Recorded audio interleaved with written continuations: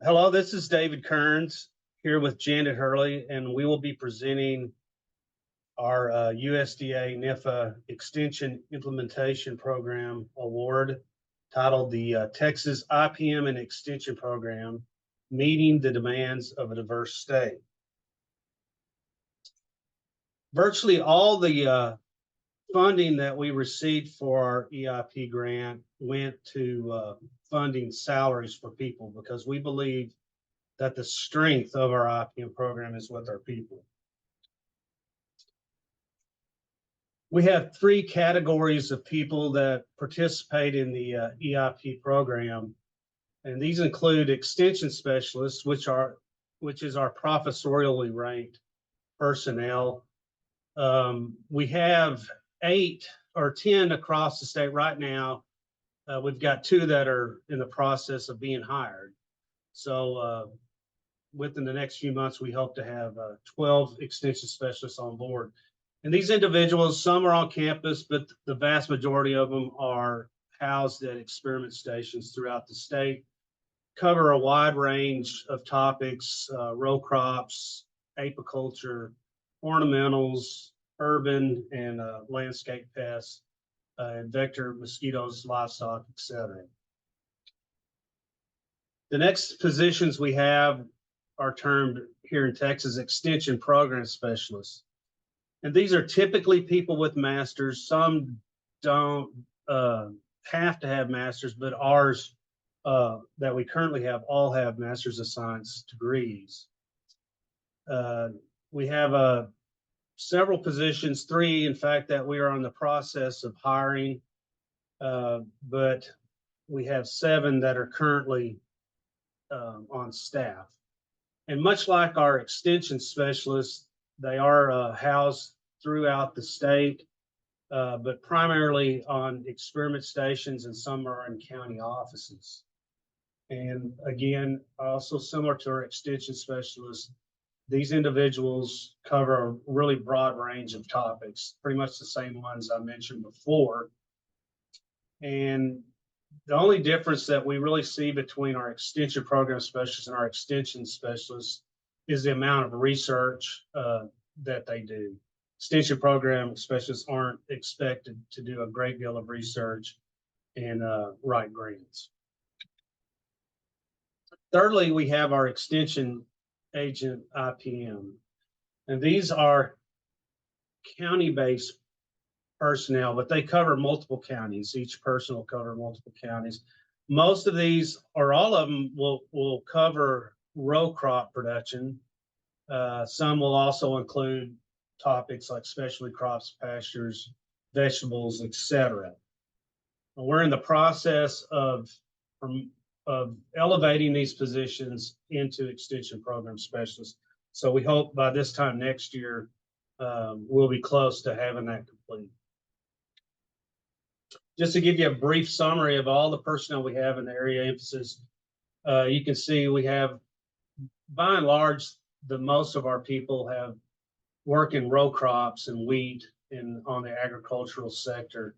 But we have quite a few that do work in vegetables and specialty crops, urban, whether it's urban agriculture, landscape, or structural. There's 8 personnel that work in that area. And then in the very near future, we'll have 4 people that'll be working in agriculture. Now, our topics that we wanted to emphasize with our EIP grant was IPM implementation in agronomic crops, and we weighted that at 50%, implementation in communities at 20%, specialty crops at 5%, pest diagnostic facilities at 5%, and then education for pesticide applicators at 20%. And we'll take each of these topics now and provide an overview of what we did. So with the agronomic crops, the things that we emphasize is we have a crop scouting program. There's a lot of acres of agricultural crops in the state of Texas that don't have a consultant that actually scouts their crops. We don't have as many private consultants per acre, I would say, as probably most states that produce cotton in the United States. A lot of our cotton is also scouted by chemical distributors, and there's some good and some bad with that, but we scout a lot of acres through our program, and it provides a really good opportunity to really implement IPM. To go along with this, we do a lot of training on how to monitor crops. And then another one of our objectives included using corn sentinel plots as an early warning system for Bt resistance, education on a new Bt technology, which is Thryvon, and then just general education on cotton pest management, and actually corn and sorghum as well, to a lesser extent, soybeans. We had an emphasis in corn refuge education and pest management, biorational sorghum pest management, and one of our outreach methods is using an audio newsletter, which I'll go through in a few slides, which is our IPM news from the field, and then educating on understanding insecticide mode of actions and uses. Our crop scouting services is it's really a good way to work with the farmers one-on-one, show them what they have in their crops. And this is done on a weekly basis. Every acre is scouted weekly. We make the recommendations on what kind of control tactics should be employed. So we almost, to a certain extent, get to actually prescribe the IPM practices that will go into place. We do these throughout the state in the heavy agricultural areas. Our emphasis is in cotton, sorghum, corn. There are some other crops in there as well, some specialty crops, but cotton is probably by far the biggest crop that we spend our efforts on. And really the goals of this program is just to base pest management decisions on field-derived data. We can implement economic thresholds and then recommend insecticides when needed and only when needed that'll have a minimal impact on beneficial arthropods, pollinators, and the environment. To give you just a rundown of what we scout, as I mentioned, you can see by far cotton acres is the largest, over 300,000, followed by wheat at 137, and then sorghum, corn, and the other.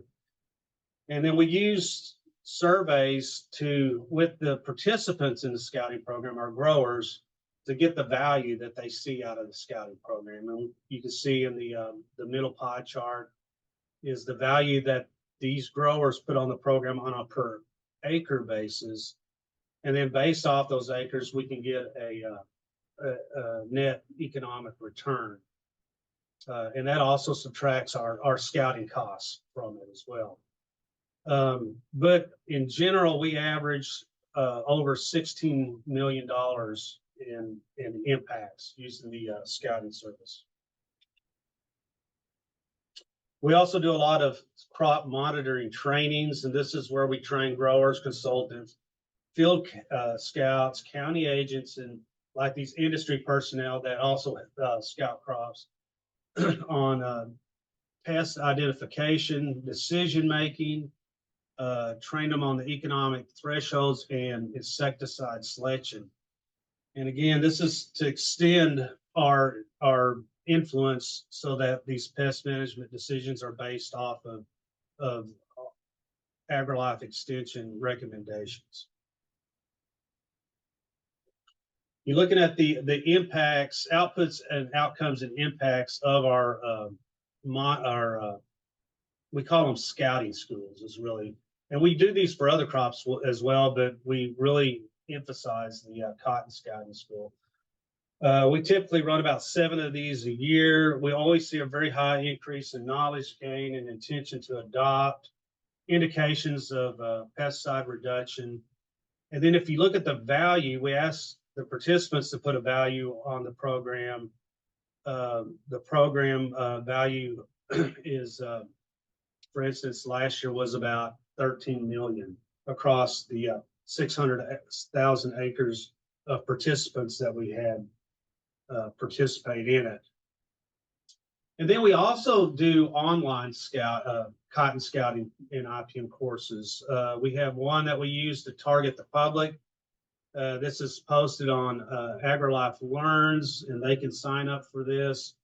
It's a 2-hour course. They must pass an exam to get a CEU, and this way we can influence people that don't have time to come to our scouting schools. They can actually go online and take it.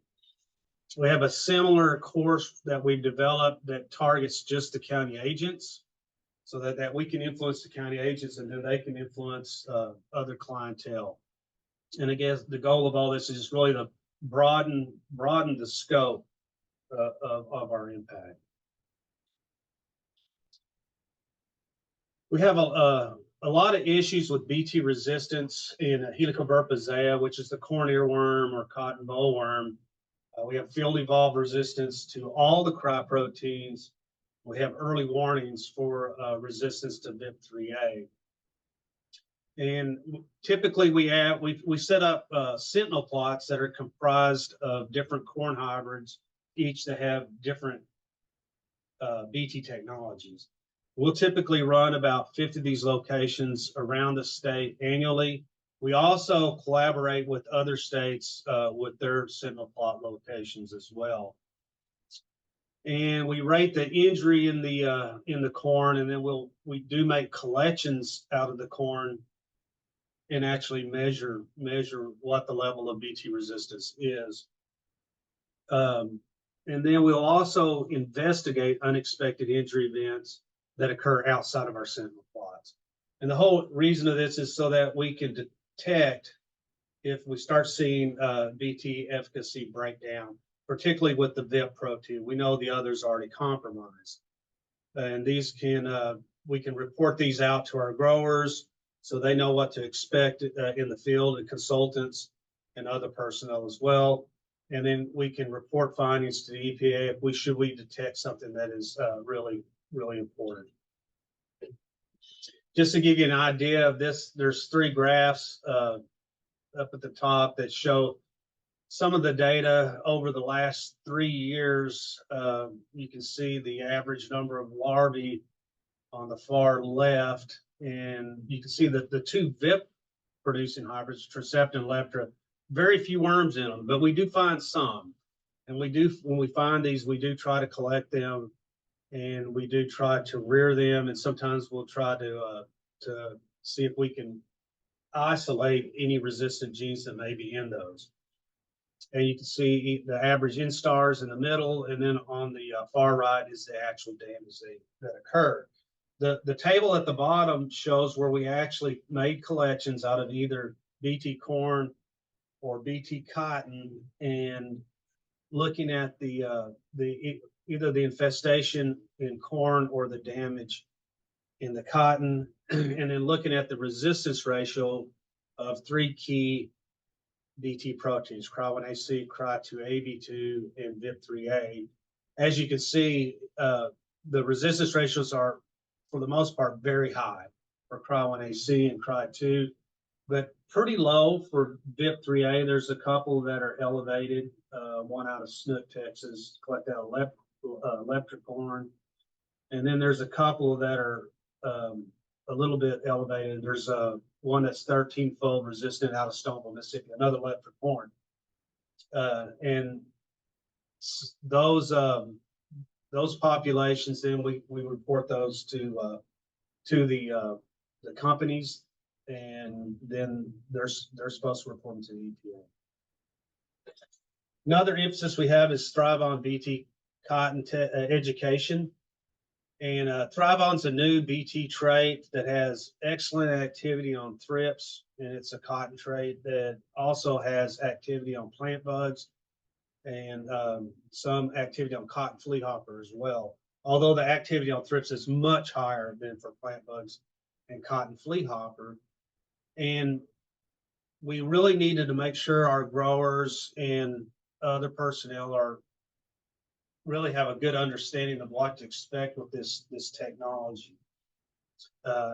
What it is, we've had people think it's a seed treatment, and it's not. You know, it's a transgenic event. We do have changes in seed treatment needs because of this.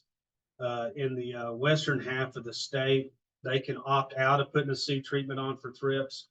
You don't need it with this technology. It's that good.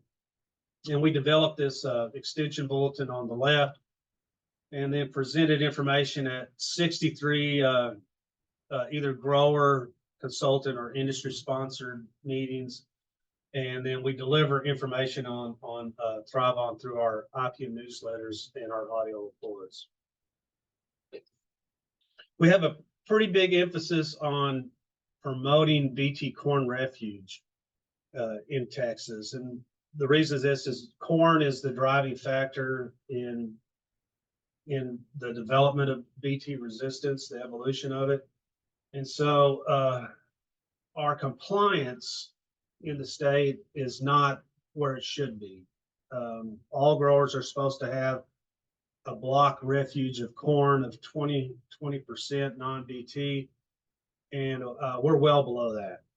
And so we've really been trying to push people to try to get them to continue to increase their non-BT corn acres to try to, at this point, mostly prevent the evolution of dip resistance. We've developed a fact sheet related to BT refuge planting requirements, why it's important, why refuge in a bag is not suitable in the South. We're not, in the South, we have to plant a block refuge, even if you do plant refuge in a bag seed. And some of the growers are just, or have been under the impression that refuge in a bag covered it. It does.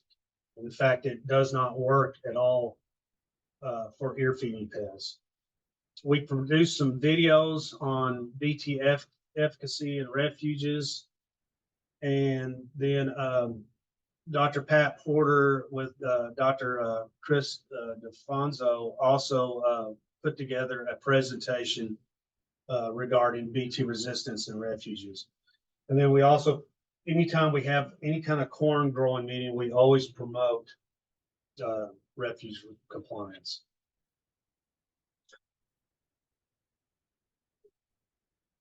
We also do a lot just promoting corn IPM in general. We have an online course similar to the cotton course I described, but this one's with corn.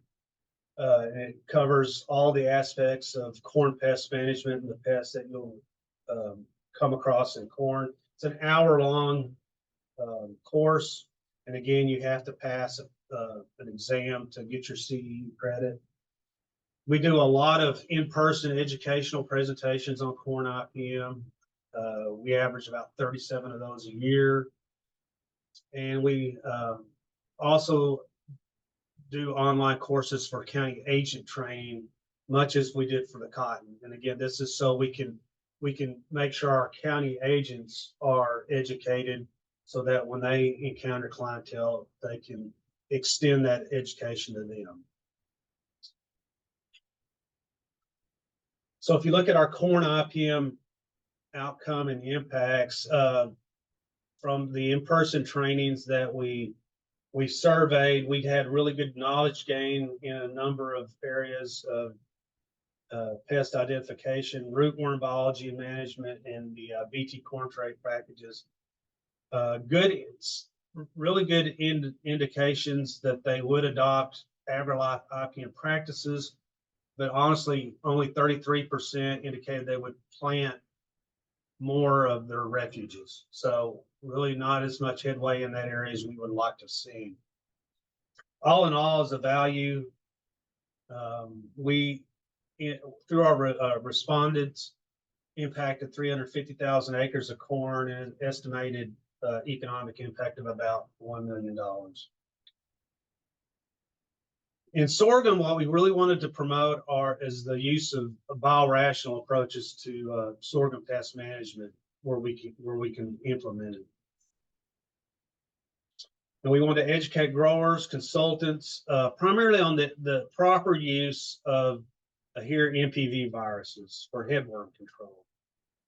This is a relative, not necessarily a new technology, but there's new emphasis being put in using here NPV for Helicobacter management in sorghum. And then also just utilizing other insecticides regardless of what pests we're going at. Selecting the pesticides that are going to have the least impact on our beneficial pest complex. Things like spinosad for sorghum midge, for instance.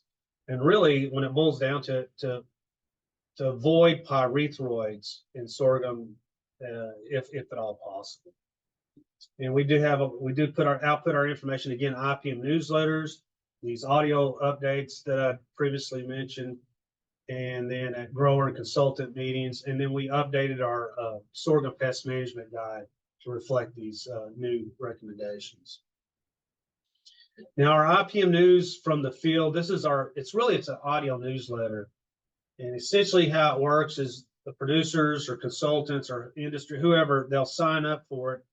We'll do a recording, and then the recordings will go out via text message. So then all they have to do is click on the text message and listen to the report. Now, why did we do this? The reason is that a lot of the newsletters they're just not read as often as they should be, or they're not read in a timely manner. And so the audio reports, they're there right away. They're very timely, up to date, easy to listen to. You don't have to go back and look at a newsletter on a computer or something.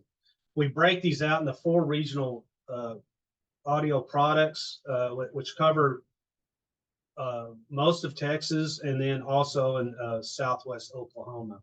We're collaborating with Oklahoma State University to include them.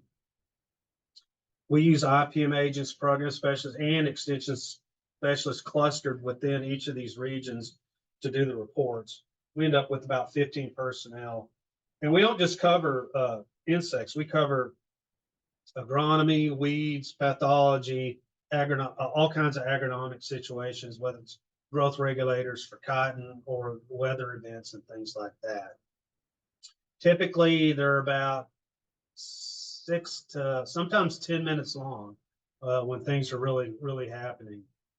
And not only do we send out the audio files, these things are often picked up through social media, radio stations, and then we advertise them on our newsletters. So since we piloted this program in 2021, our subscribers have gone up significantly. This year, we've got 731. Thus far, 80 recordings, and I guess they're averaging almost 11 minutes because it's been a really heavy insect year. Most of our target audience is who we want it to be, and that's producers, consultants in the ag industry. And again, you can see just the number of recordings made by each of these 4 regions we cover. The impacts have been good. Just for instance, in 2023, we averaged $11.78 per acre across 6 crops. So it's valued at about $2 million in 2023. And I would say it's probably 2023 was even a light year because we were only we were under a drought, and the insect pressure, for instance, wasn't quite as high. But again, it has substantial impact. Just really good feedback from the people that listen to it. They much prefer it, or at least most of them do, over a written newsletter. We also do a lot of insecticide educating, and right now that's primarily targeted toward our county agents. And we released 8 modules, training modules on insecticides. The first module deals with modes of action, and it's about an hour and a half training. And it was actually mandatory for every county agent in the state of Texas to take this training. And it's a complex training because it does deal with modes of action, but we try to make it, kind of as basic as possible. And that way they kind of get an idea of what the different insecticides, how they work, and how they may be used. The other modules that we produced actually go into more detail within each crop, and we cover the insecticides that are most commonly used in each of these crops: cotton, corn, sorghum, pastures and forages, landscape and gardens, home and structures, and livestock. And we describe each insecticide, and again, it relates back to the mode of action that they took. And we talk about, different aspects of that chemistry, which ones are broad spectrum, which ones will have least impact on the beneficial organisms, what are their target pests, things like that. We do a lot of other agricultural outreach. Again, I've mentioned these newsletters a lot. We have 14 regionally based newsletters, and each one averages about 15 issues annually. Extension publications, we did 11 of these extension publications, and then we also did 4 pest management guidebooks, and those are sometimes 40 or 50 page little booklets on pest management within specific crops. And then, of course, all of our extension presentations, we did over 700 of these presentations. We had 5% emphasis in specialty crops. Unfortunately, the primary individual that was going to lead this part of our program left the extension service. We were able to replace him, but it really it set us behind on our objectives for specialty crops. But originally our goal was to work at a promotion of integrating biological control with their insecticidal control. That was our original goals, but with our new personnel, things changed, and we decided that we would work with a new invasive pest for Texas, which is the European pepper moth, and also just promotion of IPM in the commercial ornamental nurseries. European pepper moth is kind of just really recently showed up in Texas. It's primarily in East Texas, which is unfortunately the same place where the bulk of our commercial ornamental business is. We did some applied research on this pest to find out when it occurred, and the host range that we were seeing in these nurseries, and conducted a number of educational programs so we could educate the commercial nurseries in East Texas about European pepper moth, what we can do to control them, and what to look out for with that particular pest using pheromone traps. We also did a little bit of work looking at some varietal response. So some of the plant species affected, some varieties tend to be somewhat resistant to the European pepper moth. We did other specialty crop outreach we've done, just general. Several extension bulletins have been published on spider mites and aphids in commercial nurseries. A number of in-person grower meetings, which covered a variety of topics, including the European pepper moth, 14 of those. We also do especially crop work with the pecan growers, but we just recently hired our pecan specialist, so we haven't had a lot of emphasis in pecans over the last few years. We did have an IPM agent that did some pecan work and actually scouted pecans in far west Texas in the El Paso area, and he had published 17 pecan IPM newsletters. The other objective we had deals with support of pest diagnostic services. And again, this was a 5% effort. And we do this through several different methods. We have a system where people can submit photos of insects online that we can, we'll look at the photos and try to identify those. Then we have specimen drop-offs that's either through at offices or through the county agents. And then with our master volunteers. Those are mostly targeting the general public. And then we work more one-on-one with our professionals, whether they're growers, consultants, pest control operators, etc. And they can send us photos. Typically, when they send photos, they don't use the system. They'll send them directly to a specialist to get an identification. If they just want a photo ID, if they want a specimen ID, they'll bring those in, or we also have a mail-in submission form that they can fill out a form and actually mail the specimens in. Some of these instances, particularly these photos, are really hard to identify. When we first started this project, we were literally we would get 1,000 different photo submissions. So we had to go to a fee-based service, which greatly reduced the number of just curiosity submissions like this, whatever that thing is, a grasshopper or something in the picture you see. But we do pay, we try to get the general public the best identifications we can. Most of the photos, you can make an identification off of them. If we can't, of course, we don't charge them for that. And then our professionals, we take a lot more time and effort to make sure that they get as close to the specimen species that we can deliver. We don't just do insects; we also do plants. You look at our outcomes that we had. I think we had 65 photo ID submissions, almost 3,600 of the non-fee-based photo ID submissions. So a lot of specimen identifications.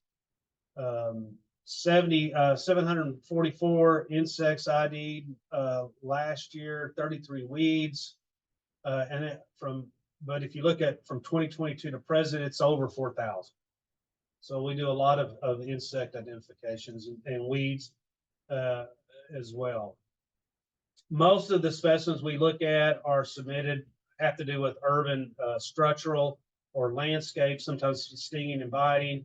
On the agricultural side, we do those. We don't just get it. We don't get as many of them. I think most of the producers and consultants, they know what the insects are typically, and so we don't get nearly as many of those submissions as we do from the urban side. This is Janet Hurley, Senior Extension Program Specialist for the Department of Entomology, talking about our project objectives for Community IPM. Community IPM is, while it's only 20% of our funding, it is 100% commitment from our department. Every one of us does touch a homeowner in some manner or fashion when it comes to many of our insect pests in Texas. Some of the things we will highlight for the past 3 years is our area-wide community fire ant management, small-scale beekeeping, emerald ash borer awareness, our master volunteer training, and some other outreach methods that you may find interesting for the little state of Texas. Invasive ants. Invasive ants is for everyone anywhere in the South, but particularly Texas, because we are a Gulf state and we do see a lot of different ants. The red-headed port and fire ant has been here for decades. We do our best to educate people about them. The Argentine ant and the white-footed ant are two different ants that have migrated into the state, and we are having to learn how to deal with them. And then we have our tawny crazy ant. The tawny crazy ant has inundated the southern region, and it's not an easy ant to manage. So one of the things that Dr. Robert Puckett, our urban entomologist out of College Station, has been doing, has been working in that invasive ant training. He reaches both pest management professionals and the community because, again, if you look at the map on the handout here, you'll see that there's a lot of folks that we've got to educate on. And through it all, we have been doing a lot of training, and we're only partway through the year. And come fall, we tend to do a lot more of our training so that you can see that on average, we're training around 1,000 to 1,200 individuals, and that includes pest management professionals and private applicators, plus homeowners. And for some of y'all that may not be aware of what this lovely ant is, the tawny crazy ant has made a lot of our other invasive ants look somewhat tame in the fact that you do not see a mass colony like this. But with this particular ant species, the colonies are what drives how we actually do our management and control. And for one of the things on this is it's making sure that the public and the pest management professionals understand this is one where using an insecticide is part of your IPM program, not a bait, because they do not react well to bait. So it's more about the damage. Now, the other thing that we are so proud of is one of our extension specialists by the name of Wizzy Brown. In the early 2000s, fire ants were becoming more prevalent in community neighborhoods. And of course, being Texas, where we had our two-step method, we were trying to get the word out. Well, during our shift with our IPM funding, under a previous IPM coordinator, we have people in various counties around the state actually working on fire ants. Ms. Brown has done a bang-up job for the last 19 years doing a community-wide program. So what she's been doing is, here's this homeowner association. There was somebody there, they didn't like the fire ants. Hey, is there something you can do? Wizzy's on the other side going, I really would like to try this. I really would like to try that. And together, this is a community, and this is how we do IPM. It's all about team. There's 525 homes in the area. It's about 224 acres. There's a green belt, there's activity places, homes, go up to against the green belt. There is a lot going on in this area. But when they started with baiting and the homeowners doing their part. What they have come to doing is they have support from a pest management company.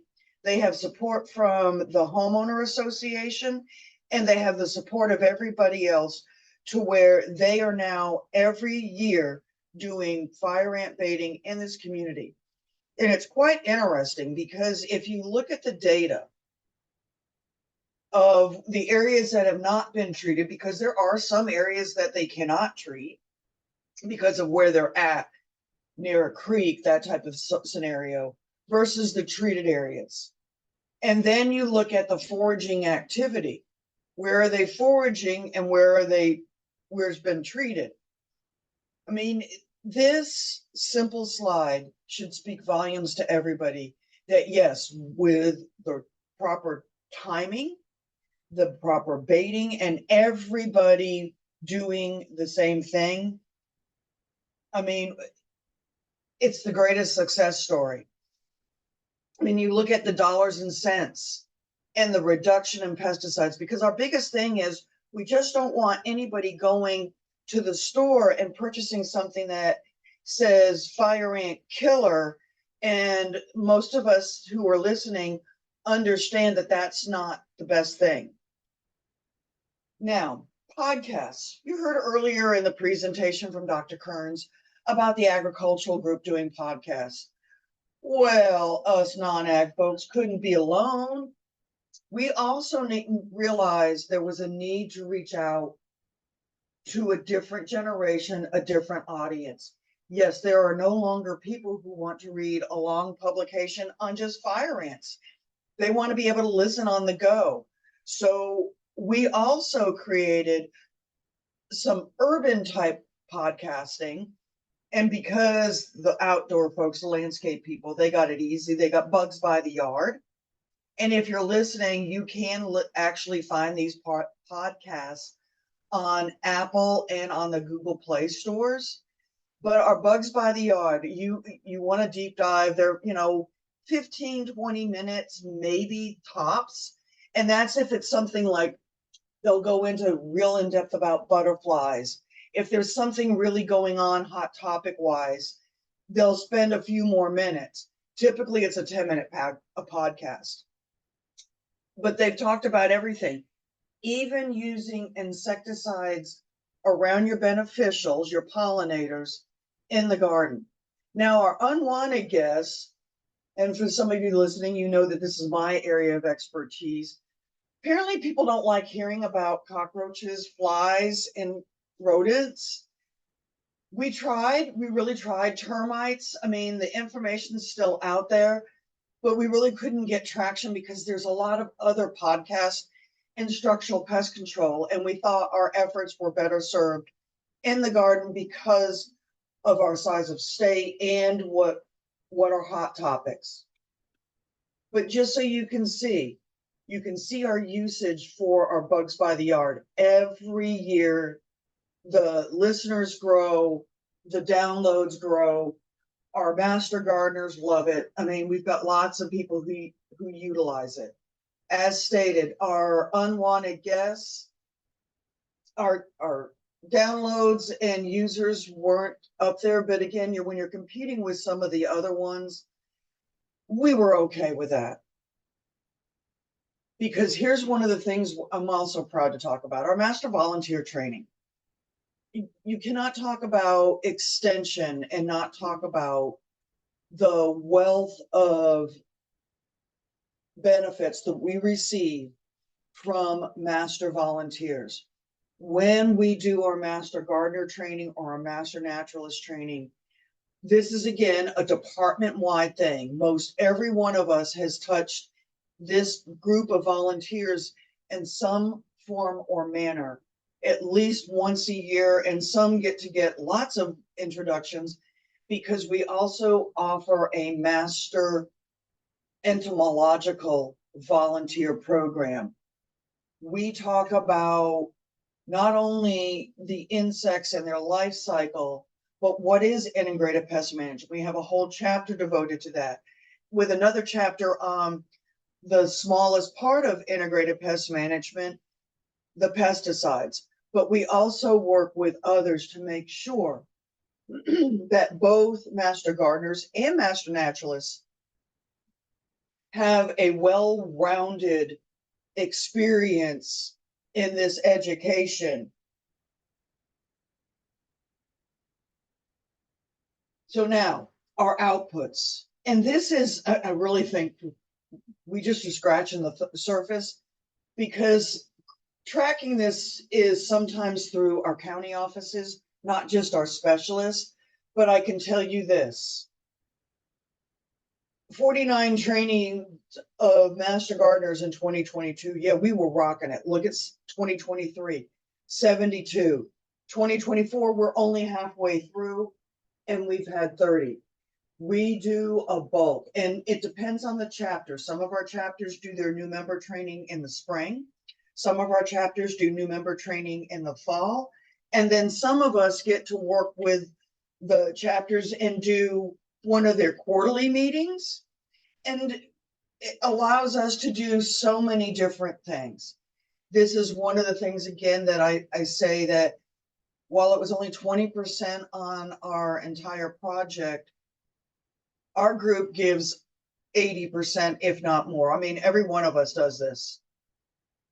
Then on to community beekeeping. Pollinator protection and beekeeping has been around for a while. However, in our state, it's more than just a hobby now. It is also an agricultural commodity. So it's estimated that we have about 200,000 honeybee colonies in Texas. That's a good guess because no one's out there actually counting. I mean, this is based on the Beekeeper Association. But in 2021, yes, we started to see a decrease in colonies, and part of it was that varroa mites. And we all know we didn't know what was going on out there. Therefore, another one of our specialists said, hey, I do this as a hobby, but I also do it as a training. I really want to dive into this. So Molly Keck decided that she would be like our poster child for beekeeping.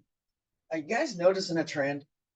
So Beekeeping 101, Molly with a few friends, because you cannot do anything in extension with a few other friends, but Molly decided to create an AgriLife Learn virtual class. And what I mean by this is this one is actually on demand.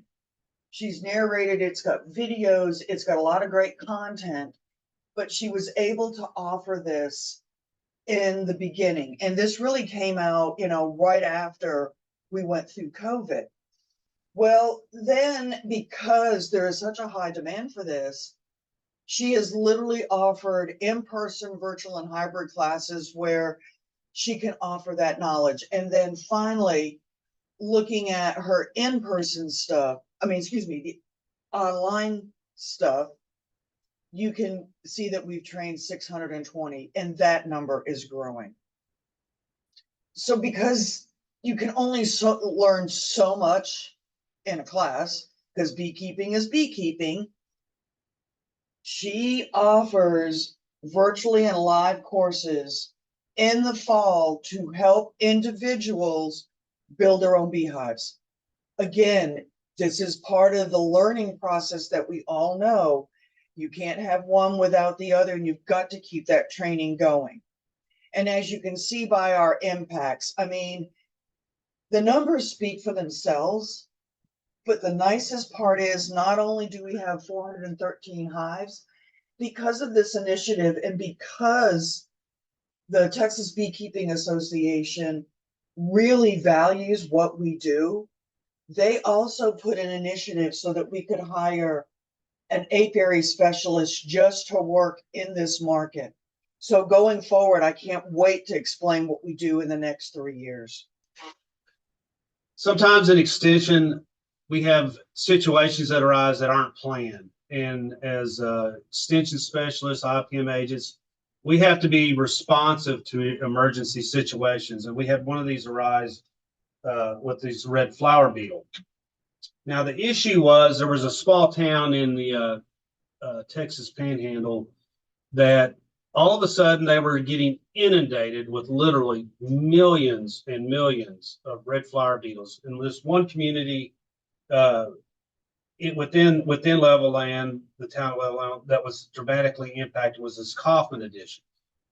And people were absolutely going nuts with all the beetles they were having. And there were also schools nearby and other things that were also being affected. And it was making the news, and people wanted answers. And they were after the city of Levelland to solve the problem, but the city of Levelland had no idea, how to approach this. And so that's when it brought in our IPM team. And we consulted with the leadership of the city of Levelland, and we developed a plan of action for the city. And then we had personnel that actually went with city personnel to try to find the source of these red flower beetles and identified a number of different potential sources. And of course, at this point, things were getting pretty heated. They were potential lawsuits involved. We had to get, the city personnel actually had to get warrants to go into some of these facilities and look to see if they were the source of the infestations. And we found that by and large, there were a couple of potential sources, but the main one was this, where they were storing almond hulls that they utilized for cattle feed. So we worked with the city. Our personnel trained the city of Levelland's personnel how to sample for these red flower beetles. We provided information to the people that were the suspected sources of the red flower beetles on how to remedy the situation. The whole idea here is to try to firstly mitigate the situation that we had and then prevent future infestations. So we came up with a very broad plan for both the offending party and the city of Levelland to deal with these red flower beetles, and to also work with the Texas Department of Agriculture to set up some pheromone trapping lines so that maybe we could get early detection of infestations in the future. We learned a lot, particularly dealing with people in potential lawsuits. We got to comply with freedom of information requests for a lot of our information. But all in all, we were very successful. The red flower beetles have not been a major issue since. And the citizens of Levelland are very happy. And we actually delivered programming just directed specifically to the cities of Levelland, to the homeowners on, how do you prevent or deal with infestations of red flower beetles, the best of your ability. And, at what point is it like really a situation that should be Department of Health or a city type of issue. And we made a lot of people happy. We made the citizens happy. We made the city of Levelland happy and the Department of Agriculture happy. The other issue that is emerging and has been emerging, again, talking about invasive insects, emerald ash borer.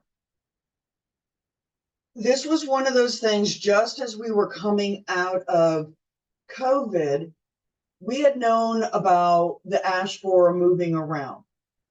However, out of COVID, we found out that there was an ash borer found in Tarrant County. At about that time, our Forest Service was getting real nervous about this particular borer actually making its way into some of our urban forests and some of our East Texas forests, because we do, Texas is flat, but we do have forestry. And so Texas A&M, our overreaching agency, decided to have extension work with the Forest Service so that we could get better education out. Therefore, since 2020, since then, we've got 24 counties that we do know, and we've got efforts between Extension and Forest Service to actually provide more information to property owners, landscape professionals, and training the county agents, especially on tree species. But you have to have tree specialists to do that, and we're still working through this. However, one of the things we did create, because we did have the information, was a fact sheet on emerald ash borers and how we represent in our state. Finally, our IPM and education for pesticide applicators. This is the other part in our state that, while again, we only put 20% of our funding, this is 100% effort. With that being said, in the state of Texas, we require pesticide licensing for just about everybody. If you're on the commercial side, especially on the structural pest control side, you have to have a license in every setting. If you are doing it in what we refer to as non-commercial, like hotels, motels, lodges, those types of areas, those two also require some licensing. And then if you're using a restricted use and you're not in the structural world, then yes, private applicators and commercial and non-commercial applicators must be licensed. Therefore, every year we must train them. Out of our 254 counties, we have roughly 30,000 commercial and non-commercial applicators. That is just on the ag side, and our house is kind of weird. We also have private applicators, that's your farmers and ranchers. That's another 33,000, because these are rough numbers on the slide. And then when it comes to structural, that number is a little hard because a lot of those 15,000 certified applicators, some of them keep their status of applicator but not active. But in order to do that, then you must You must get CEUs. And as you can see by this chart, our average training of CEUs is around 50,000 people a year. Now, school IPM, it has been my bread and butter for the last 23 years. It's been a law for 25. They are required to be trained. They are required to have licensing. I also help the state when it comes to them being in non-compliance. But as you can see, our numbers are consistent. We're only halfway through, and I have not even gotten into the heart of doing my school IPM training for the rest of this year. But it is something we do continuously, day in, day out. We also have an online course, and my greatest pride and joy is our IPM in the school gardens, because I created that to make sure master gardeners and teacher volunteers know what to do with school IPM. Our structural pest control training, just to whip through this real fast, again, we have our IPM house. We do structural pest control training for the pesticide applicators. And of course, it wouldn't be said without doing our rodent academy. We do it. Finally, the public value. It cannot be said enough of what we do as a unit, as a state, and what we bring to IPM. We all embody this message. We all understand it, and we all understand that partnering with our neighbors, our nature, our co-workers, that together we will succeed. So in summary, IPM works in Texas. We not throughout the entire state, whether it's in the agricultural sector, the urban sector, homes and gardens, vector management, livestock, all of them. We put a lot of emphasis in them, and we've had really good success. Just for instance, if we totaled up, and this is even a conservative estimate, all the impact that the Texas IPM program has had on the agricultural sector alone, it averages 32 million annually. So just huge impacts. Private applicator trainings, highly valuable. Of course, that they can't work without the training. And it's $45.17 an hour for 8 hours per year. Whether it's structural, commercial, or non-commercial applicators, they average salaries around a little over $39,000. So keeping these people employed through our training has a huge impact.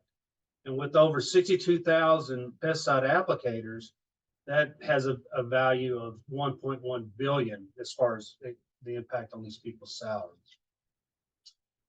In closing, we're extremely grateful to USDA NIFA for the EIP grant. Without it, we couldn't do what we do. It's the bedrock of our program, and we got to have it we got to have the support from USDA to be able to reach the people we reach and to promote IPM as it should be promoted. Thank you very much.